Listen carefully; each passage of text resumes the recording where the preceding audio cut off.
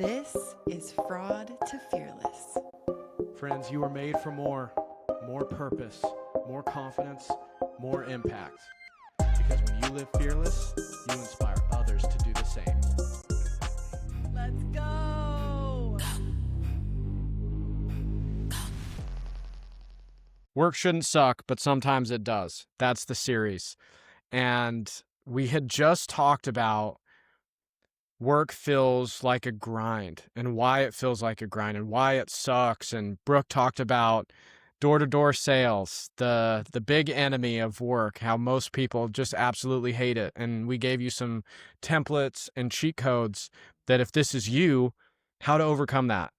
But work is more than just work is not an individual sport, Brooke. It's not like playing golf where it's just you and your game, right? As long as you do well, work is a team sport. It is like playing basketball or football. It's not like just you and your own game.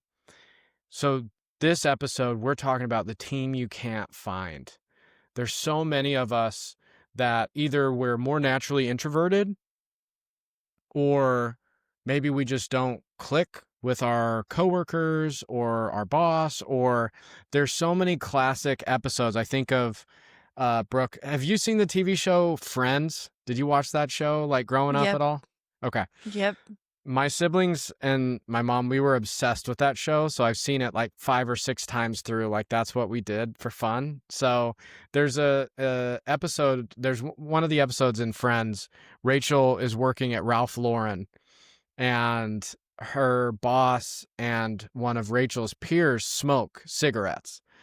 And Rachel doesn't smoke. And so they would have team meetings and it didn't really go really well. Rachel was trying to navigate her way. And then the boss and Rachel's peer would go smoke and they would make all the decisions and then come back and tell Rachel what was going to happen. And she was so upset that she started smoking. Now, we are not condoning anyone to start smoking to get somewhere with your boss, but I think that metaphor is painting the picture of how a lot of us can feel sometimes at work, right? And so it was tough. Anytime the boss had to make a decision, she always chose the one that she was smoking with that would get all the things. And I think that story is really impactful. And for those of you that have had different jobs, you recognize that work sucks sometimes. It can be really hard. It's kind of like the first day of school. It's like, who do you sit with at lunch? Like, do you have any friends? Does anyone like you?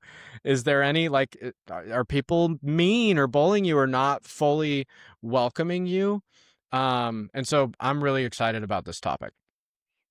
This really is applicable not only regardless of where you work, right? Even as an entrepreneur and like solo business owner myself, there's other entrepreneurs, there's other groups of people or the clients that I work with, we're still navigating similar things. So I think this topic really goes broad across all pieces. And I think, Hayden, I love how you mentioned this because there's so many ways that we can feel not included at work or like, where's our people? Whether it's a physical thing that's happening, like your smoking example, that everybody's doing that, but that's not who you are. Or even with how things are set up in the workplace, like where you physically sit. I remember Totally. being in a job where I sat way far away from my team. And so when these things come up, it's like, do we throw our hands up? We want to, it's human nature to want to be liked. Mm-hmm. And relationships are so important in life, in our family. And so we crave that connection. But then sometimes even coming into a new place where it's like the culture of the team is already there, or you've worked there for such a long time and you're kind of feeling in this rut of like, things are fine, but we've always done it this way, but there's not really that close connection that we would love that would make work even better. So how do we navigate all of these issues that we've all felt? I have 2 quick stories that I think will be really powerful. Um, one is as an HR leader for an organization, there was this powerful um let me start with this. Let me start with this. We had a talent engagement leader at Honeywell. She was incredible. She's going to be keynote speakers one day, but she came and talked to our leadership team, and she said a quote that will always stick with me. But she said, if you are not intentionally including someone, you are unintentionally excluding someone. I'm going to say it again because I think it's so powerful. If you are not intentionally including someone, you are unintentionally excluding someone. That had a huge impact on me because I love loud. I love to connect with people. I Yeah. love to celebrate people and the unique qualities that people have. And I love to bring visibility to that. So if I know something about someone that, and I can help them shine, I'm going to do it. I'm hitting the button, full send, let's go. I want to make that person feel special and help them get visibility in a meeting with leadership, whatever, and navigate. I love being in the middle and knowing everybody and like, hey, you two should talk, you know. So, but that quote was so powerful because, Brooke, let's call it what it is. At some of these big companies, there's been many times I've been the only male in a room.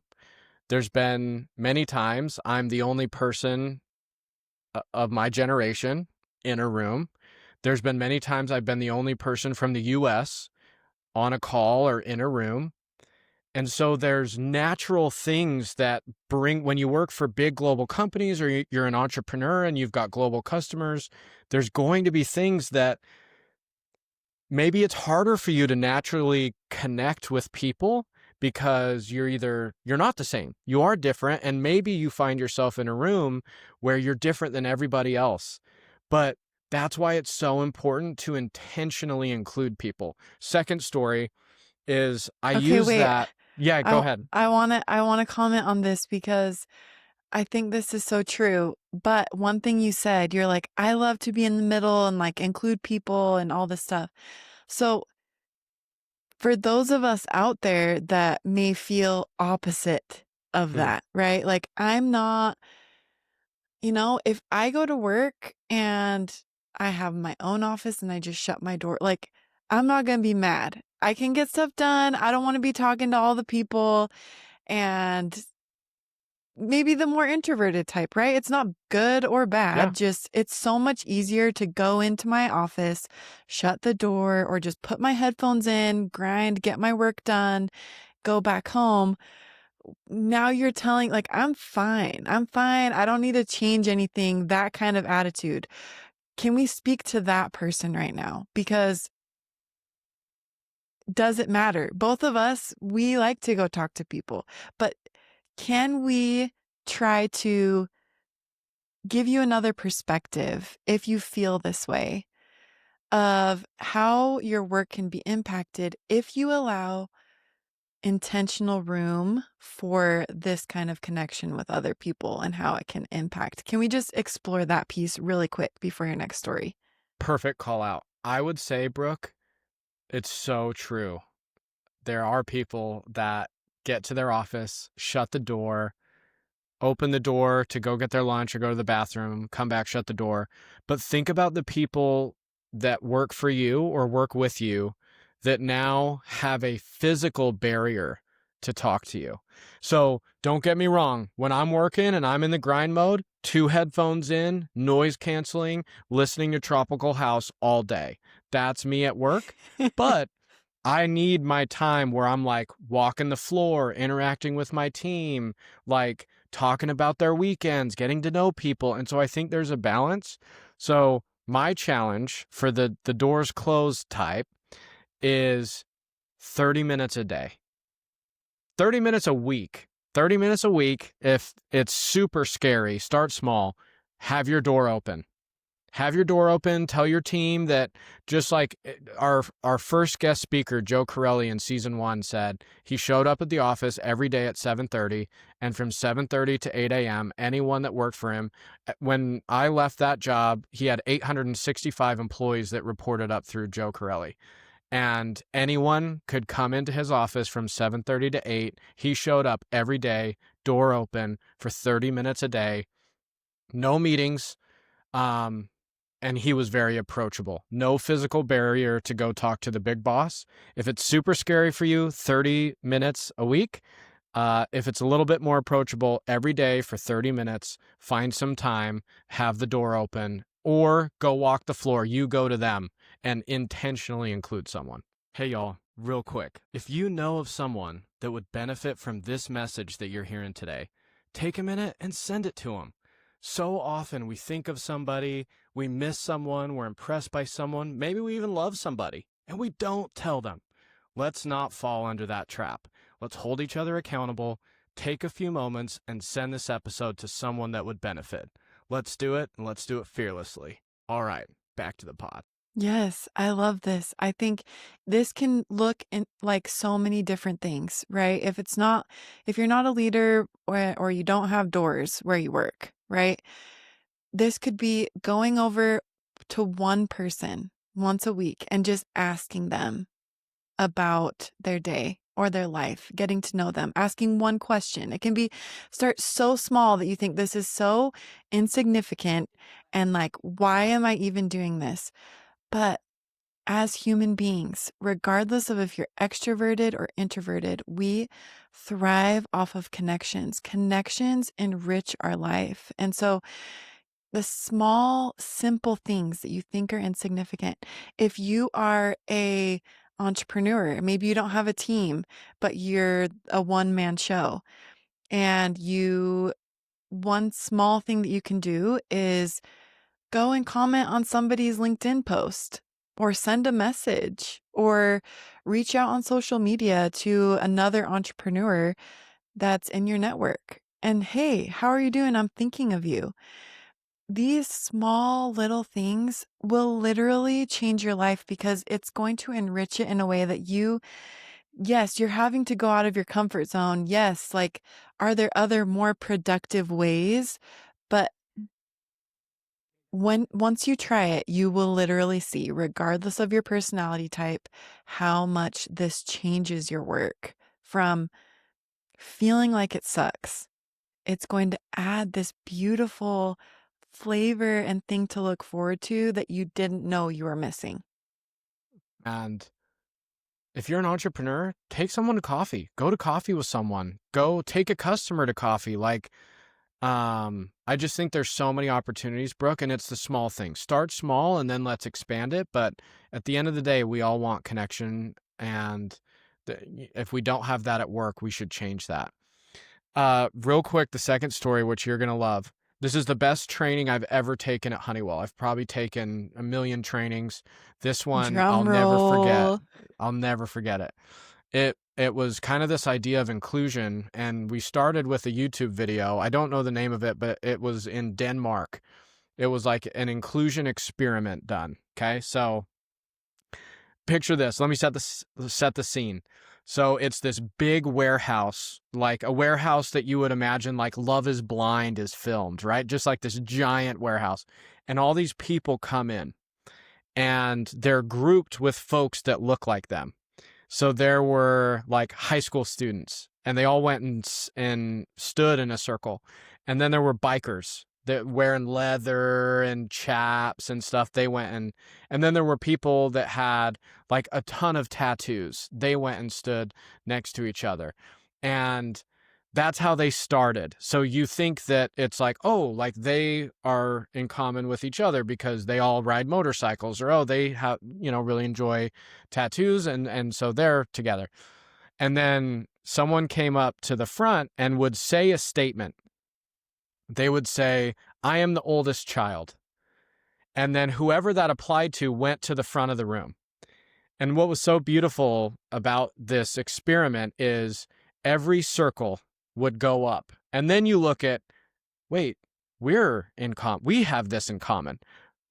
I'm the biker, you're the high school student, you're the tattoo person. None of us from physical appearance look anything close to each other, but we have that in common. We're all the oldest kid. Or they said, like, if your parents are divorced, or if you're married, if you're divorced, if you have kids, and then one by one, you just see the barriers that started at the beginning of these physical things that made them similar were totally broken down. And then you Wow. start to get into really passionate stuff like, you know, just things that a lot of people don't like to talk about. And there was this moment where only one person went to the front, and it's just a very emotional, like a powerful video, because that person had the courage to go to they could have lied. They could have said, Let me just not go forward." They went to the front and everyone started clapping for them. And I did a similar exercise with my group. We had a big face-to-face and I facilitated it.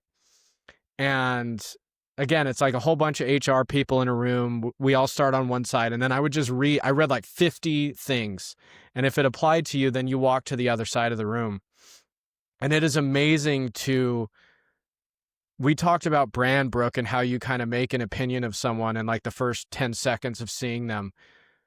But if you really know someone, you got to everyone has layers, and breaking those layers down is a privilege. And when folks give you visibility to the things that make us all, at the end of the day, we're way more similar than we are different. It just takes effort, and it's hard work. It's a grind to learn these things, to ask the right questions, to get to know each other. But it is, every time I do that exercise, Brooke, it's just so powerful that you would have never thought that some people would be standing on the side of the room by themselves. They're the Yeah. only one that applies to, and it is just such a powerful experience. And I think the takeaway is you can find your team. They're there. They might look different. They might dress different. They might speak more languages than you or less languages than you. They might be a different gender, work in a different function, come from a different background, but they're there. You can find some way that you are connected with the people that you work with and build authentic, genuine, meaningful relationships that matter, that will take work shouldn't suck, but sometimes it does. But I have amazing community that helps it get better and helps me become a better employee, which makes work not suck anymore. Oh, Hayden, that's so good. And the thought that just kept coming through my mind as you were sharing that story was, I think sometimes we hear these things and we're inspired and we think, yeah, that's so true. I know that's true. Like I can feel that that's true. When if I really get to know people, I can find those connections. But then there's that little piece of doubt or maybe even imposter syndrome that comes in and it's like, but nobody else is doing that for me. Hmm. And like the culture at my work is not that way. Like I can't just go and ask somebody or you start doing these things, everyone's going to think I'm weird or I've worked here for 20 years and we just don't do that, right? So there's going to be resistance to making a change. Our brains are literally designed to stay safe. What we see as safe. Social interactions, again, if you're an extrovert or an introvert, they are going to feel dangerous to both groups, doing something different. But the message is this, that you, regardless of what circumstances, what kind of team, how long you've worked there, if nobody else reciprocates, you can impact the whole culture of your work. You really can. Even if you're like, well, I don't do this. Like people are going to be like, where you can blame it on the podcast. Say, I listened to this podcast. They're having me do this challenge. I just want to see how it goes. Or maybe you say, you know what? I'm going to go to lunch with each of the people on my team and just my only goal is just to get to know them. Or I'm going to sit by so and so in the lunchroom today and talk to them. Whatever your work setting looks like, or I'm going to set up a one-on-one time if you work virtually and see how a small and simple thing that you do can literally change the whole entire culture and will help you grow You can do it. You can do it. Don't let the doubts creep in. And when they do, recognize them and realize you can still do it. You can. If you are not intentionally including someone, you are unintentionally excluding someone. Powerful quote that we should all reflect on. It's like, be the difference you want to see in the world. Again, we have a limited amount of time. We're going to spend so much of it at work. At the end of the day, wouldn't you be proud of, Brooke, every time? So I do the campus recruiting at Honeywell for Utah State for the HR program. And every year I go, and every year the new cohort reaches out to me and they ask me about Honeywell. And the very common question is, tell me about the culture of Honeywell. Like, what's it like working there? Tell me about the work-life balance, like all these things that you would ask about a normal company. And in kind of reflecting on the common themes of questions, Brooke, I would say, how do you define a culture of an organization that's 100,000 employees? You are the culture. And like, if you're listening to this and you're like, okay, Hayden and Brooke, you two HR Bible thumpers trying to hit us with all these people strategy things, I don't care what function you work in or what your role is. You, as one of those 100,000, you influence the culture. You make Honeywell or whatever company you work for what it is today. If you're an entrepreneur, oh my gosh, like if you're a one-woman army, you get to pick everything. You represent your company to your suppliers, to your customers, on social media. Be proud of that.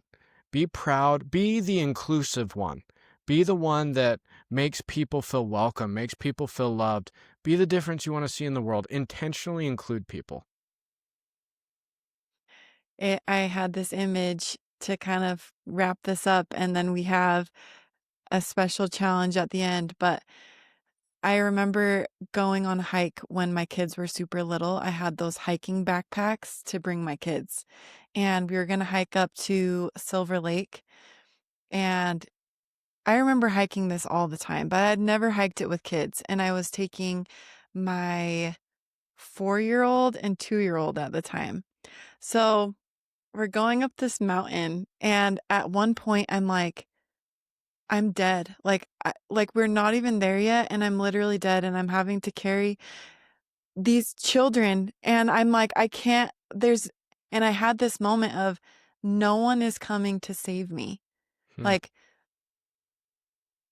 we might be stuck in this situation at work where it's like, this sucks. Like, we've climbed up the mountain, we agreed to do this job, we're in the middle of it, this is super hard.